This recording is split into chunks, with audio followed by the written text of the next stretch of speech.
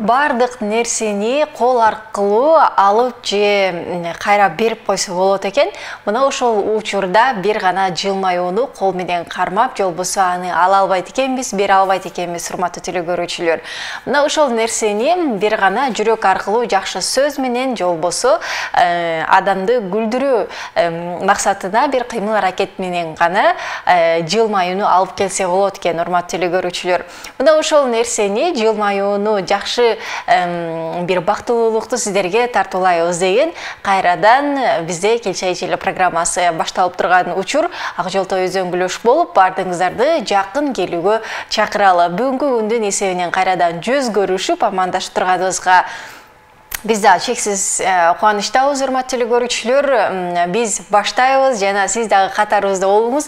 2 саат аралыгында сиз менен биздей ортобуздагы жакшы көпүрө түзмө-түз жакшы байланышта болсун дейли. Баарыңыздарга кутман таң каалайбыз. Ана эмесе бүгүнкү көрсөтүүбүздүн башкы демирчиси Пиала Голд чайы. Белек берүү биздин салтыбыз деген уран менен 1 ноябрдан баштап декабрдын аягына чейин созула турган Пиала Голд компаниясынын масштабдуу лотереясы ойнотулат. Сиз болгону Пиала Голд чайынын акциялык товарын сатып алып, Пиала Кейжи сайтына же Пиала Кейжи ботуна катталууңуз жана пачканы скарлөөңүз керек. Күн сайын ар бир катышуучу 5тен ашпаган сканды жүргүзө алат. Сиздерди күнүмдүк белектер жана ар жума сайын 200 000 сомдук зер буюму баш байгеси күтөт. Сен демдечи? Жок, өзүңүз эле демдеңизчи, сиздики даамдуу чыгат. Маселе чайды туура тандоодо. Пиала Голд, даамы бай, түсү керемет, чайдын алтын стандарты. Эми өзү зоктуруп чай ичели. Пиала Голд, түсү алтын, даамы күчтүү. Пиала Голд чайын сатып ал, таңгакты скандап, жакындарыңа баалуу белектерди утуп ал. Көрсөтүүбүз уланталы, бул мүнөттөрдө биздин студиябызга келген конокторубуз бар. Урматтуу көрүүчүлөр, алдыда кызуу маек жана сонун чыгармаларды аткарып, шаңдуу маанайда өткөрөлү деген оюбуз бар. Негизи асмандан жарык көрсөң жылдыз деп бил, ак калпак кийгендерди кыргыз деп бил деп коет го. Ак калпак кийип келген бизде жигиттер бар. Алып баруучу ырчы тамада Бакыт Өмүрзаков агабыз жана ошондой эле музыкант Элмырза Алтынбек уулу. Кош келиңиздер. Кутман таңыңыздар менен. Аябай шаңдуу кирип келдиңиздер да. Эртең менен ушундай башталабы? Негизи эле ушундай башталат. Негизи эле шаңдуу. Себеп дегенде биз кечинде уктаган жокпуз. Алыс жактан келдик тойдон. Ошо менен Каяктан келдиңиздер? Токтогулдан. Уктабай эле, анан бүгүн силер конокко чакыргандан кийин уктабай эле дароо эле ошол жака баралы деп. Тырышып уктабай келет. Азыр уктап кетпейсиздер да? Жок, барсын. Албетте, тамаша. Эл журту менен амандаша алыңыздар анда. Ассаламу алейкум. Жалпы мына ошол биздин кыргызстандык айтып коет экен, Кадыр Алатоонун бийигиндей, сабыр ысык көлдүн тунугундай деп жалпы кыргыз журтуна салам айталы. Анан силерге ыраазычылык. Бүгүн эми атайын таңкы эфирге чакырып, бизди ушундай жалпы эл менен биздин чыгармачылыкта болуп жаткан ийгилик эми амандаштырып, саламдаштырып коелу деп чакырып отурасыңар. Кош келиңиздер. Жалпы кыргыз элине салам, таңкы салам. Ошол эми бүгүн кечке башталышында эртеңден сен байкема башталат го. Мен кошулуп турайынчы деп коебузбу? Кошулуп турайын, биринчи саат 8ге чейин. Макул, мына ушундай, урматтуу көрүүчүлөр, эгерде суроолор болсо азыр эле эскертип коелу, бизге жиберип бериңиздер. 0508 400 100 номери аркылуу бизге жиберип турсаңыздар болот. Ана эмесе, негизи чогуу жүрөсүздөр окшойт дайыма, тойго тамадалар кылып келдиңизби? Сиздер да. Негизи жар чегереги жок беле? Бар. Керек барбы? Мен кошулуп алайын сиздерге, үчүнчү. Негизи Элмырза көз баягы өзү тааныштырып коелу биринчи, тааныштырып коебуз да. Мен өзүм Токтогулдан болом. Токтогулдан азыркы убакта Бишкекте, анан көп тойлорум ушу Токтогулда болот меники. Ошолго чакырып менен барабыз. Чакырат экен да. Анан Элмырза аккордеондо алат, ноутбукту көтөрөбүз, кийим кечебиз салабыз, анан Токтогулга барып, эми Токтогул эмес, жалпы ошол кайсы регион болбосун, кайсы аймак болбосун чакырган жака барып, өзүбүздүн кызматты кылып келе беребиз. Азыр баягы айтып коет го, күздүн күнү Кудайдын кулагы сүйүнсүн, той аш, жакшылык. Анан ошол жакшылыктарга чакырган жерге барып кызмат кылып, түндө да кызмат кылып, Анан Айпер чакырды эле деп биз келип калдык. Той. Эң сонун. Азыр кыш келип калбадыбы? Кышында кандай болот атат? Мындай даталар барбы? Тойлор? Негизи бош убакыты дейсиңби же кандай?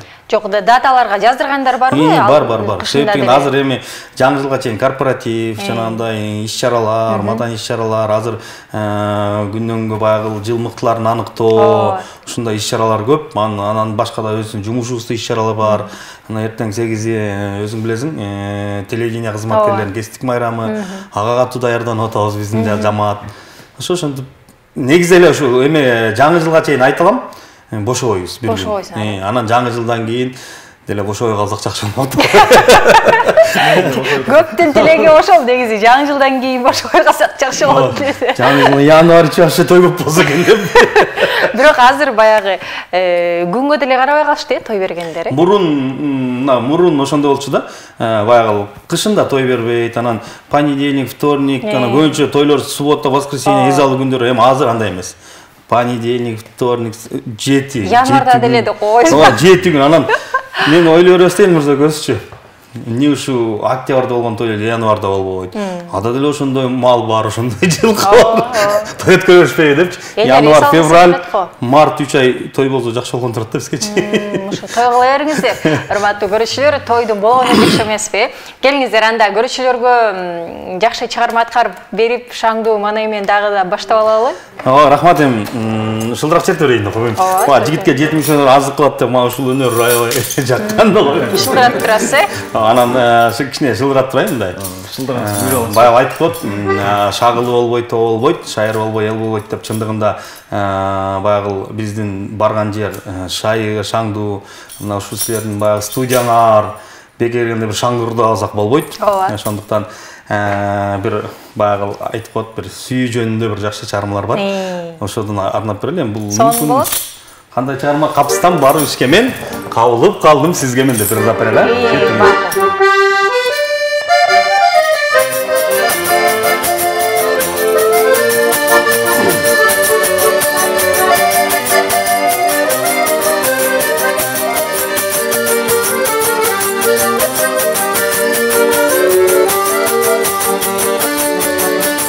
Kapıstan barıp işkemen, kabılıp kaldım sizgemen.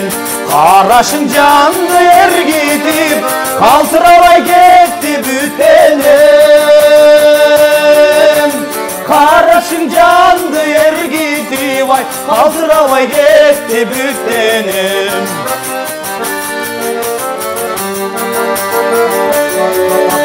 Har günü jatıp düş görün, azapka saldım bütbөгün. Ötkörüp bir ömürdü, ömürle şay bolsam sizge men. Ötkörüp bir ömürdüm, ömürle şay bolsam sizge men.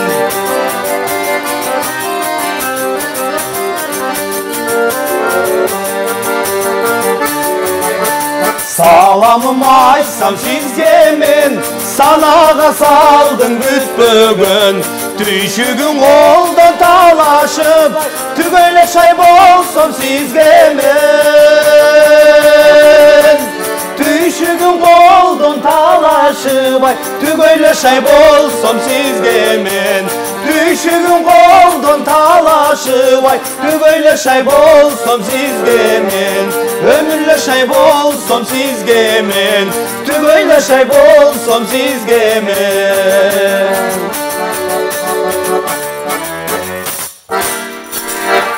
Колчоолор сонун аткаруу болду. Чыгарма сон чертетпесин. Шылдыракты негизи атайын үйрөнүш керекпи, чаап турганга же жөнүндө чабыр салабы? Эми мырза айтып атчы, кыза, жаштан калып чалпайсың, бүтүнөн чыгып атасың. Киши билбейт. Аябай бегин өнөр да. Тамашалай берем тойдон. Андай муну билиш керек да. Шылдырат. Эми главный ритмге түшүп эле ошол менен анан. Мен деле чертсем болот. Сиз үйрөнсөң, сизди кошуп алалы десең. Жардам. Негизи үйрөнүш керек да. Билбейм. Сиз өзүңүз эле үйрөнүп алгансызбы? Жок, эми бул чылдырактын баягы эмеси деле жок, үйрөнүүнүн деле. Коркунучу деле жок турган да. Главный ошо баягы темп менен деп коет го, ритм менен чертеп жазып Сиз алып үйрөнсөңүз Бакытбек экен четке чыгарып туруп сизге чыгарабыз десең да. Чын эле кантип иштешип калгансыздар ошолор жөнүндө айтыңыз. Мен Элмырза экөөбүз баягы эми чыгармачылыкта таанышасың да. Мен чыгармачылык дегенде ошо бала кезимден баштап ошо музыка тармагында иштейм. Кичинекей кезимде кафелерде, ресторандарда музыкант болуп, азыр деле жүрүшпөй баягы тойлордочу. Андан кийин театрда иштедим. Токтол районундагы театрда 8 жыл иштедим. Клуб башчы болуп иштедим. Андан кийин Борборго келдим. 2001 жылы. 2001 жылы. Анан кийин келип эле ошол бир эмелер менен болуп, Пирамида телеканалына жумушка кирип калдым. Ал жерде иштедим. Андан кийин азыркы убакта учурда 7 каналда сенде эле мен деле келген конокторду кабыл алып, маанайын карап, көңүлүн карап, бири күлүп келет, бири кабагын бүркөп келет, бири уйкусу келип келет, билесиң да. Анан азыркы убакта ошо 7 каналда таланттуу апалар, анан чай үстүндө сырдашуу программасын алып барып атам.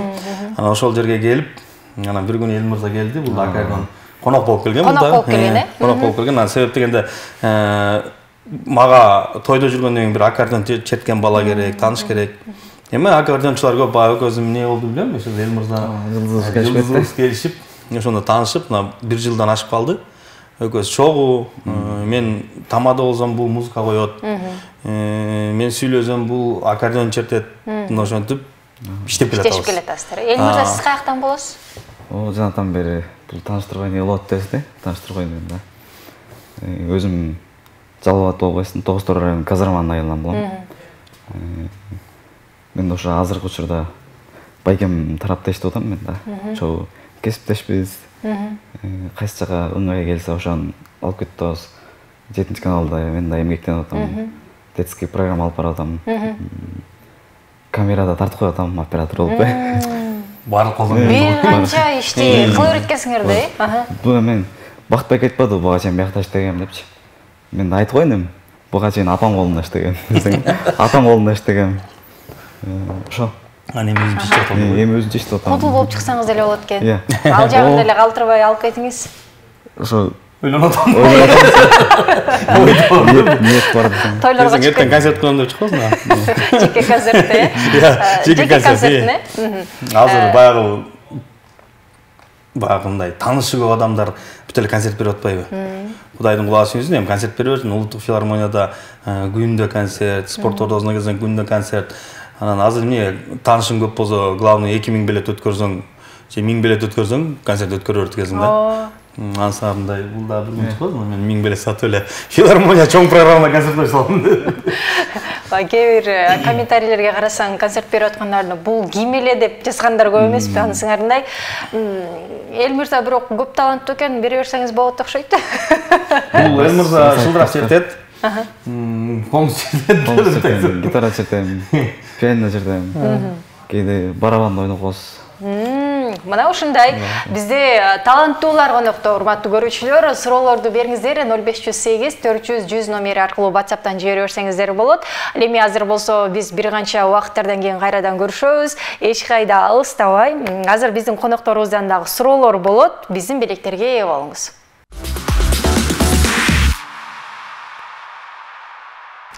Белек берүү биздин салтыбыз деген уран менен 1 ноябрдан баштап декабрдын аягына чейин созула турган Пиала Голд компаниясынын масштабтуу лотереясы ойнотулат. Сиз болгону Пиала Голд чайынын акциялык товарын сатып алып, Пиала KG сайтына же Пиала KG ботуна катталууңуз жана пачканы сканерлөөңүз керек.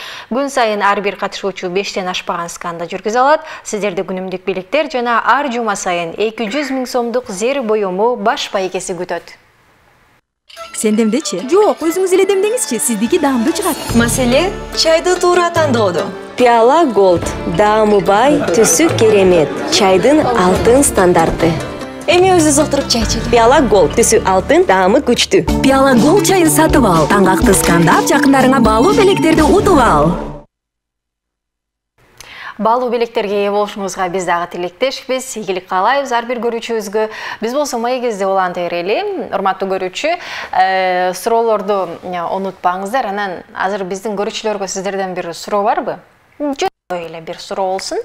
Эгер суроо болсо берип коюңуздар. Алар ким биринчи туура жоопту жиберсе, бизден белек бар да. Табышмак бул жагында. айтпайсызбы ушмак же бир макалдын башын айтып коесузбу аягын улагыла деп айырмасы жок. Элмырз айтат да. Кыздыйды кылдатпайт делебейсиң. Үзөңгө ал не деп. Кеттим жерге чыктым ташмак бул эмне десең, Эми биз негизи даярданбаппыз эле анан суроо болсо эмне деген суроо беребиз. Азыр баягы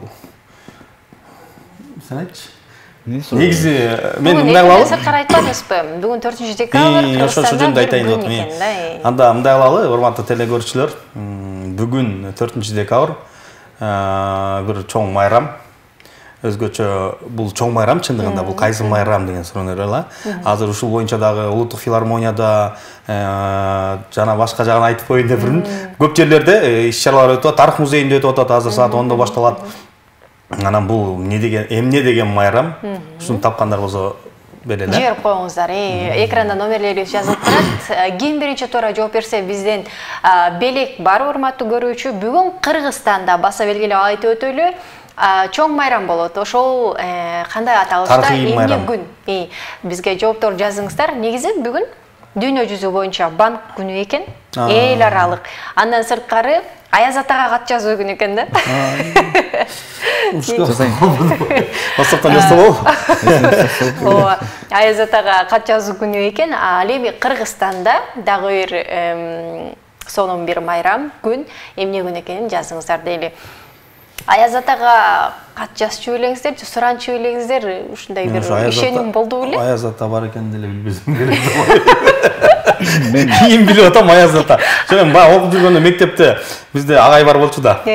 Анан агай дене тарбиядан берген агайыбыз бар болчу, анан ошол Аяз ата болуп келчү, анан нарактан кийинип аткандарын көрүп азыр айталык деп койчу, анан айталыга келет азыр Аяз ата деп бүт. Кат жазып деген нерселер. Жок, андай. Элмирза, сиздечи? Сүрөт тартып кетиргенди бир эсимде да. Сүрөт тартып, ушундай белектердин сүрөттөрүн тартып. Мен өзү жылда Аяз толум да.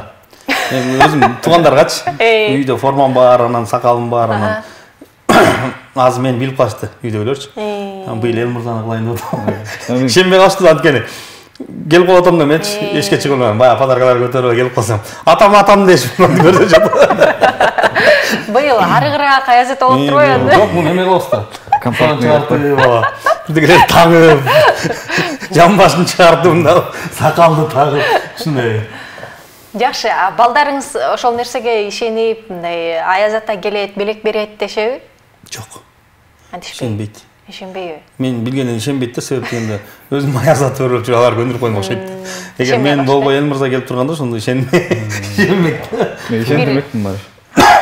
Маалыматтарга карасак, ошол көбүнчө балдар ошо мештин морунан кирип, Аяз ата анан мештин түбүндө жайылып турган байпактары жайып койсо, анан ошого белектерди салып кетет деп ишенет экен дүйнөнүн көбүнчө балдарычы. Анан эми Кыргызстанда канчалык деңгээлде балдар ишенет, ишенбейт билбейт экенбиз, бирок кат жазгандарды көрүп жүрөбүз Аяз атага. Жаңы жыл келе жатат, бир сонун бир неме боло берет го, сезимдер. Азыр кече жаңы жыл боюнча ушул бир жерге барсак кадимгидей балатыларды кооздоп, уже эле радио, телелерден жаңы жыл жөнүндө ырлар кетип, уже декабрдын бүгүн буйруза 4 болуп калды, уже башталды да жаңы жылдык. Маанай жалтырак-жултурактар делип. Анан бизге өтө деле билбейм, жаңы жыл деле күтпөйбүз, бизге күндө жаңы жылда. Күндө эле жаңы жыл болот. Күнү эле шаң майрам, Бул жакшы нерсе. 2023 жыл чынында эле кандай жыл болду сиздер үчүн? 2023 бардык эле жыл жакшы эле болот негизи. Адамдын өзүнө мен үчүн 2023 жакшы жыл болду. Жетишкендиге жеттик. Ойлогон ой максаттарыма жетип атам буюрса. 2024-те жетсек керек эми буюрса. Элмирза көз быйылкы жылы көп болуп деп атпаймынбы? Анан баягы сапарларга көп чыкты көз. Жумуштан сапарга көп чыкты. Кыргызстандын баарын кыдырып көрдүк. Түшпөгөн самолетторубуз менен ар жакка барып көрдүк. Мурда самолетко түшөттү, аябай кандай болуп болду экен деп, кыялдан самолетко түшкөн кандай болуп болду экен депчи. 2023 быйыл түштүк, жакшы болду. Сиз бериңиз кечке болсо. Сонун жыл болду деп коебуз. Сонун жыл болду. Уч көрүп, Жакшы, келиңиздер, анда дагы сиздерден сонун чыгарма болсун. Кандай ыр аткарып бересиздер? Эми Эми болсо кайсы бир тест өзгөсүн атабыз. Бул эме кылпай, жаңы жыл жөнүндө тема болуп кетти. Жаңы жыл келе атканда бир жазым келчи деп кое алам. Кайра жаңы жылдан жазып кетти. Сен деле. Макул, жакшы болду. Билет экенсиң жаз келерин. Бардык нерсе тест болгон окшойт дегенде.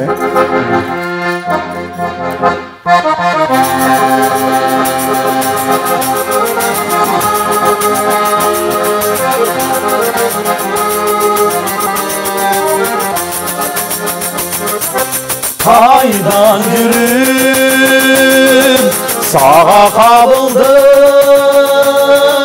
Kareginde var bu calınım.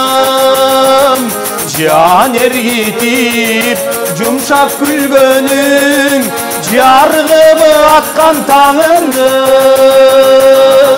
Can ergitip yumuşak gülgönün, Yargımı atkan tanımdım.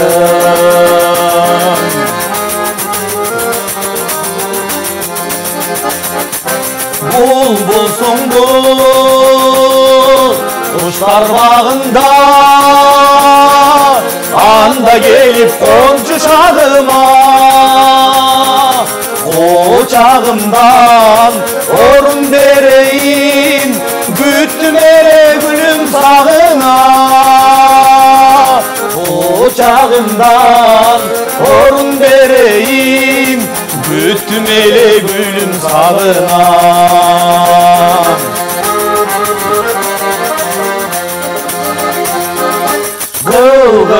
Kılgırasın nege mınçalım, kirpikinden sırlı nur tamım. Yaz gülü bolsun, ciparındı çaç, cadırasın canım kınçalım. Yaz gülü bolsun, ciparındı çaç, cadırasın canım kınçalım. Cadır bolsun, ciparındı çaç, cadırasın canım kınçalım. Cadırasın canım tınçalım. Бале. Ең сонун. Эми телевизордон көргөндөр ойлоп калсын, ами аябай жакшы деп турат. Жүзүп койсоңчу. Жакшы сонун эле жерде өткөнсүз. Анан тойлордо ушундай жандуу аткарасыздар да, элдер суранышабы? Эми азыр тойлордо жандуу аткарабыз, бирок үй тойлордо жакшыраак болот да. Ресторандарда өтөт элемиз. Анан ресторанда бир эл мырза мисалы аккордеон алып чыгарса келе беришет да. Мага тиги музыканы ойноп берип койгой, бул музыканы ойноп, анан өзүң той алып барасаң, анан анын баарын ырдата албайсыз да. А бирок үй тойдо бизге ырчы көп керек болот да. Үйгө барасың, кудаларды да керек, эптеп убакытты өткөрүш керек да. Эптеп 5 формат тартыкча бирлер кылып алаксыз керек да. Анан азыркы убакта өзүң билесиң, аябай кыргыздын бир салттары өтө эле чересчур болуп кетти да. Ысырапкорчулук деген чындыгында бар да. Bir үйгө барсаң эле бир куда тоскондо эле бир 10 түштөндүрүү болбой калды дегенде. 10 түштөндүрүү дегенде 10 кой келет. 10 койдун артында ар биринин 10 киши 100 киши келет. Аны киргизишет, сүйлөшөт, ичиришет, жедиришет. Ошентип атып убакыт эртең менен келген маноктор түндө кетишет да. Анан эл мырзөгөзгө ал нерсе жакпайт да. Баягы эле 4 тамак болгондо эмче кетип калмакчы да. Мурун билесиң да, 4 эле тамак. Акыркысында 5 бармак тартат да кетип жүрөт. Эми азыр биринчи тамак тартат, анан түштөндүрүү, анан түштөндүрүү, кайра билетебиз, кайра түштөндүрүү, кайра билетебиз, кайра тамак, кайра ушинтип атып убакыт өтүп кетет да. Чындын. Эми ал бир чети жакшы, бир четичи сый. Бирок өтө эле да, бир 2 түштөндүрүү болсо болот да. Ал жешпейт деле адамдар. Карабасаң, келген деле ушундай салып бир мал пакеттер көтөрө албай кетет. Анан жөн эле ысырапкорчулук дагы деп ойлойсуң да. Анан эми кыштын күнү жакшы экен, баягы алыстан келет, мүмкүн Оштон, мүмкүн Көлдөн, Таластан кудалар келип калат. Кыштын күнү үйгө жетет да ал этчи. Анан жайдын ысыгында алып кеткен эттер мен ойлойм да, жетпей деле калат болуш керек үйүнөчү. Шынында ысыктан эмне болот, анан ысырапкорчулук ушундан пайда болот да. Демек, бир четинен караганда үй тойлордо көбүрөөк ысырапкорчулук болуп атат, мисалы түштөндүрүү деген ресторандарда болбойт деле да. Болбойт. Үйдө көбүрөөк, мисалы чын эле 10 киши түштөндүрсө 10 кой сойлотпой. Жылкыдан сырткары. Жылкыдан сырткары ал. Мына ушундай урматтуу көрүүчүлөр, негизи бул жагын ойлонуп коюу керек. Тууганың, анан классташың, анан тигил жакты түшүндүрүш керек, анан кече жакында ушул жалпы тамадалардын бир ушундай чогулушу болду. Эмне деп чечилди? Ошондо дагы ысырапкорчулук боюнча көп баягы ысырапкорчулукка жол бербей эле, бирок 5 бармак тарталы, кадимги эле кыргыздын канына сиңип калган, эт тартыш керек, уча тартыш керек. Анан башка жанагы оюн-поюнга кеткен приздер, кортеж, жанагы кымбат машиналарды антпей эле бир тамак берели, шорпо мисалы. 2 тамак менен деле курсак тоет да. Тойдочу. Салат менен эле тоюп калат да. Салат менен деле тоюп калат да. Анан ошолорду жоёбул дейт. Анан бул боюнча Ошто, Ош шаарында могул жаңы жылдан кийин окшойт, чоң той өтөт экен. Ошол жерде бардык телевидениялар барып тартып, ушундай форматта болуш керек деп анан көрсөтөт экен элгечи. Анан мүмкүн бизге деле жагат да. Чын да. Мисалы азыр эл Кудайдын кула сүйүүсүн той көп дейсиз, бирок эл тойдон жадап калды. Баягы эле көрүнүш барсаң, Барсаң баягы эле көрүшүнө тойдо жүрөбүз го. Биринчи тамак шорпо келет, экинчи камфан. Жаттап деле калды. Анан 5 бармак. Баягы 4 түр салат, гриль, тоок, балык. Бүгүн да ушундай да. Анан кошумчасы азыр эң аз дегенде 5000 сом алып барасың. Анан аялдардын чачы болот, кашы болот, жазатыш керек, ал проблема. Иши кыза мындай азыр мындай кылыш керек да. Жана кыскартып турула, кошумчаны бир 2000 сом алып барып эле берип кое турган кылып, ушундай кылса болот да. Анан баягы эле тамадан формасы эле башка да. Мен бүгүн кийип келдим го, эртең муну кийип келбейм да, башка кийип келем. Тойгочу. Анан баягы эле музыка антракта. Жаттап калганбыз, баягы музыкаларды кой. Бүт кафеде ошондой. Ошол эле музыкалар коюлуп атат, айлана эле коюлуп. Анан баягы эле оюндар. Бүт эле ошол оюндар. Ошол эле болуп атат, Азыр дагы бул жөнүндө кененирээк айтып берели, бир канча тынуудан кийин кайра көрүшөбүз.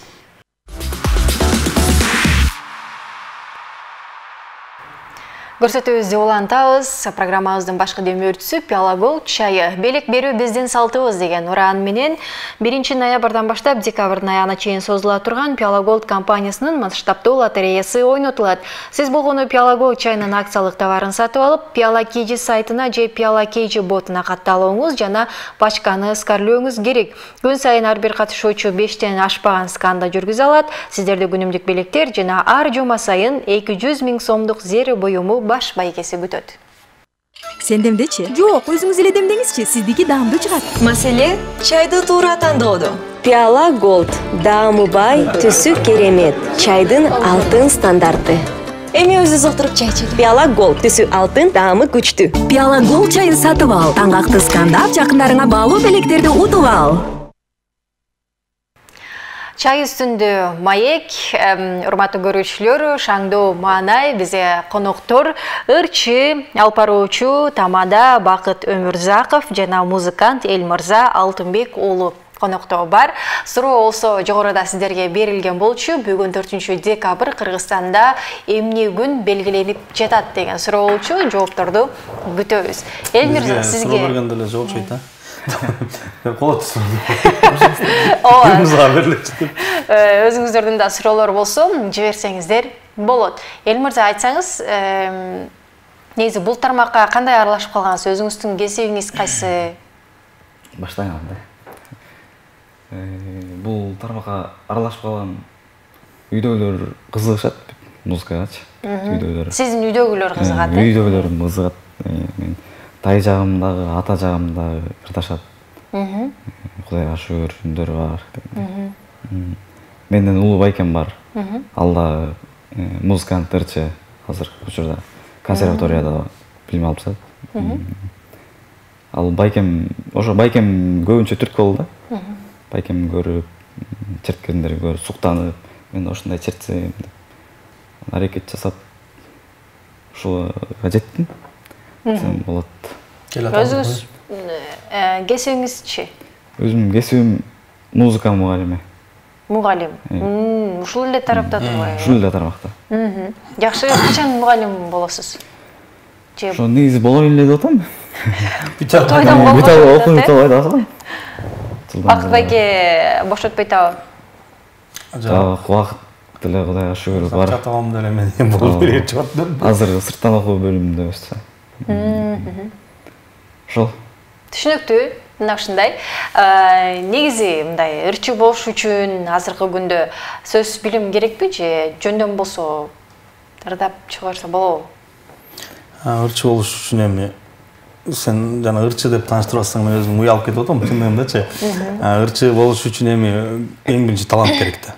Талант керек, үн керек, сулук керек. Анан билим албай деле ырчы боло берсең болот.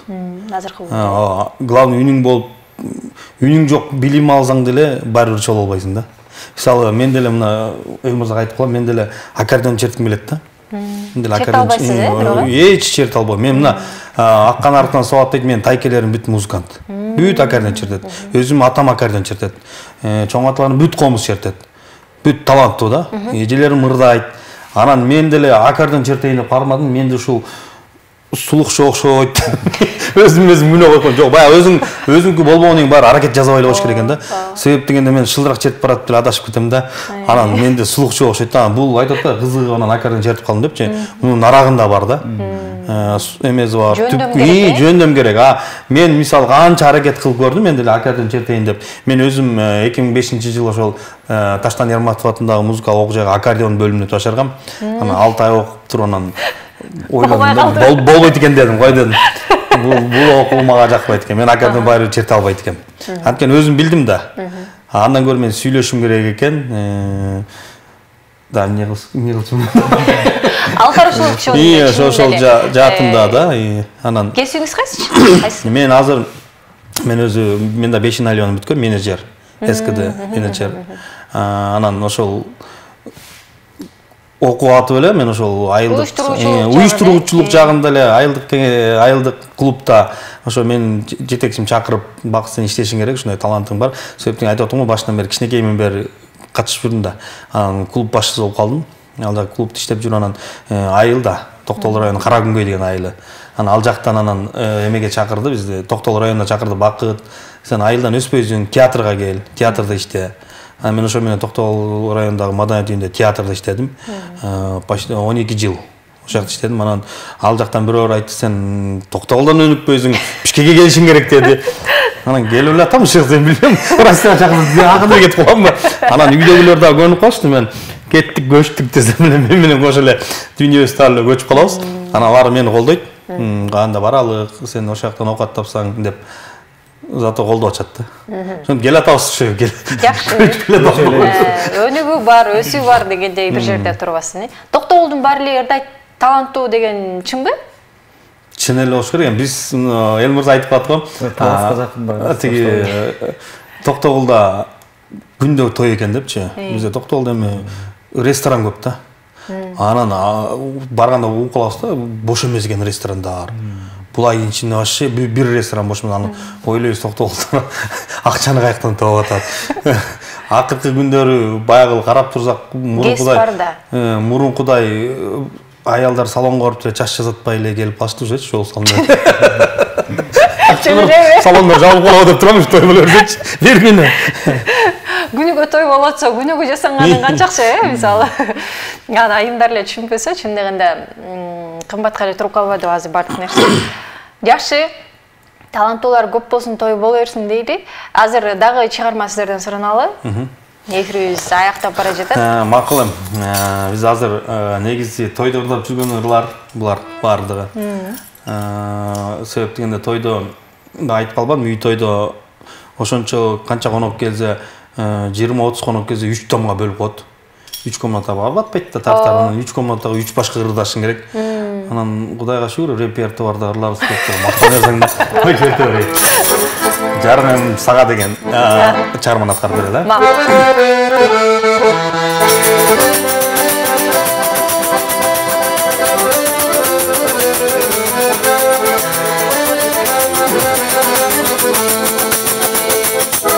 Айелең жарык асманда, ачылат көркүң басканда, жарыгың мага тигенсит ой. Жарк этип каштык акканда, ай, жарк этип каштык акканда, жарыгың мага тигенсит ой. жарқ етіп қашты қаққанда ай жарқ етіп қашты қаққанда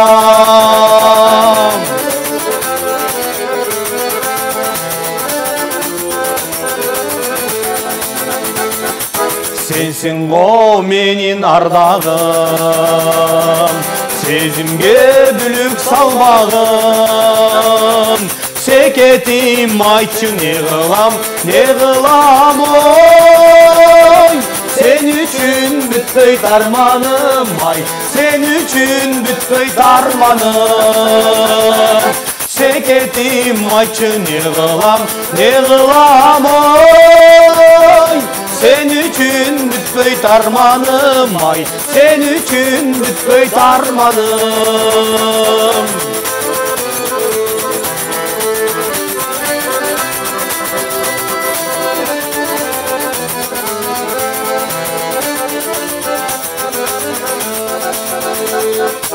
gülüngдөп күлдөй açılgan атыр жыт күлгө окшотон қатылған қайғы қапамдың ай қандай чағылып тоқтотом ай қандай чағылып тоқтотом қатылған қайғы қапамдың ай қандай чағылып тоқтотом ай қандай чағылып тоқтотом қандай чағылып тоқтотом ай қандай чағылып тоқтотом Мына ушундай сонун чыгарма кимдир бирөөгө ашык болуп арманына калган адамдын окшойт бул өзү эме обон Ырысбай Абдыкадыровдуку акыркы жазган оңдор экен анан бул көп ырды албай жүргөн анан Элмурза көзөрдө таастабыз жакшы сонун экен чындыгында сүйүү махабат болуп турсун сүйүңүздөр сүйүлүңүздөр дейли урматтуу көрүүчүлөр анан үй бүлөңүздөр жөнүндө айтып бериңиздерчи эфирден сырткары балаңызды көр деп калбадыңызбы мен үй бүлөм тууралуу айтсам мен үй бүлөлүүмүн жашым 18 деп 15 жашында үйлөнгөнмүн деп коюңуз буйруза улуу балам быйыл 5 класс 2 кыз 1 бала андан кийинкиси 4 класс анан кийинкиси кичинекей 4 жашта жашнагай келиним бар деле мактала берсең да келинчегибиз бар үйдө ошол мен жалгыз баламын 2 карындашым бар ал экөө турмушка кеткен атам баарыбыз ушу чогуу жашайбыз Бишкектебиз ошо баягы айтып атпаймынбы мен тиги апам өтүп кетти анан атам мени колдойт Бишкекке көчөсүң Бишкекке көчүп келет Токтогулга кетесиң кайра Токтогулга кетет эң башкысы баягы окат өткөн жерде деп коет го кайктан акча тапсаң кайкта өзүңө ыңгайлуу болсо ошол колдоп ар дайым атам мен менен эч мен бир айтканым 2 кылбайт ошо каяка барасыз ошо мен менен жүрөт чогубуз жалгыз бала болсоңуз Элмирза сизчи мен бойдокмун өзүм 21 жаштамын үйдө азыркы учурда ушу ак батада жашайм адресим үйүм баарын айтып коеюн ак бата 16-көчөдө эжелерим менен байкелерим менен турам алар да колдошот эртең мен аябай сүйүнгөн мен чалып байке эже мени көргүлө телевизорго чыгам десең телевизорго чыгам көргүлө түз эфирге деп какшап атып келтам эң сонун эмнеде сиздерге ыраазычылык билдиребиз сиздер менен көрүшүп эфир аркылуу эл менен амандаштырып жатканыбызга биз да аябай кубанычтуу болдук ийгилик каалайбыз сиздерге чыгармачылыгыңыздар өркүндөй берсин дейли рахмат анан бизде атайын сиздерге арналган чакан белегибиз бар ушул пиала голдтон барып чай ичип коюңуздар келемде коебузбу Элмурза көз тойго муну машинага эле салып коелу чоң рахмат ийгилик каалайбыз сиздерге урматтуу телекөрүүчүлөр сиздер менен коштошпойбуз болгону кийинки эфирден көрүшкөнчө амандыкта болуңуздар